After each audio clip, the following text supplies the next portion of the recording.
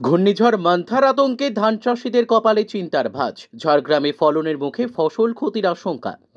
আবহাওয়া দপ্তরের ঘূর্ণিঝড় মান্থার পূর্বাভাসে নতুন করে আতঙ্ক ছড়িয়েছে ঝাড়গ্রাম জেলার গ্রামীণ জনপদে।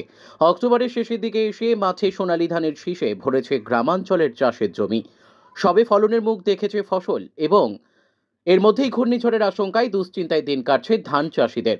ঝাড়গ্রাম জেলার সাকরাইল, নয়াগ্রাম ও গোপীবল্লভপুর ব্লকে বিঘের পর বিঘে জমিতে চাষিরা ধান চাষ করেছেন। দীর্ঘ কয়েক মাসের পরিশ্রম, সার, সেচ, পোকামাকড় নিয়ন্ত্রণ সবকিছুর পর এখন ধান পাকার পথে। কিন্তু হঠাৎই ঘূর্ণিঝড়ের সম্ভাবনায় আশঙ্কার মেঘ ঘনিয়েছে। জেলা কৃষি দপ্তরের পক্ষ থেকে ইতিমধ্যেই চাষিদের সতর্ক করা হয়েছে। পাকা ধান যতটা সম্ভব দ্রুত কেটে ফেলার পরামর্শ দেওয়া হয়েছে। পাশাপাশি নিচু জমিতে জল বেরোনোর ব্যবস্থা রাখতে বলা হয়েছে।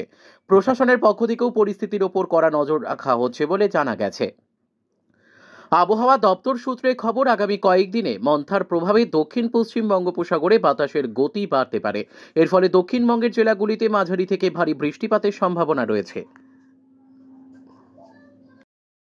লাগছে আর কি, যদি এসে যায় ঝড় হাওয়া তাহলে তো বিশাল ক্ষতি হয়ে যাবে। ধান তো অলরেডি পেকে গেছে, কিছু ধান ফুটছে, তাতে মানে চাষির প্রচুর ক্ষতি হয়ে যাবে। সব মেঘলা ওয়েদার তো হয়ে গেছে। হ্যাঁ, ধার দেনাতে চাষ করেছিল, যেভাবে কিভাবে পরিশোধ করতে তো পারবে না মনে হচ্ছে, যে অবস্থা।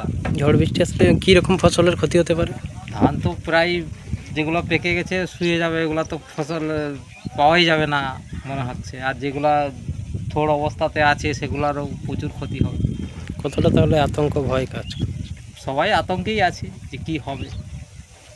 কি নাম আপনার? শিশির দাস।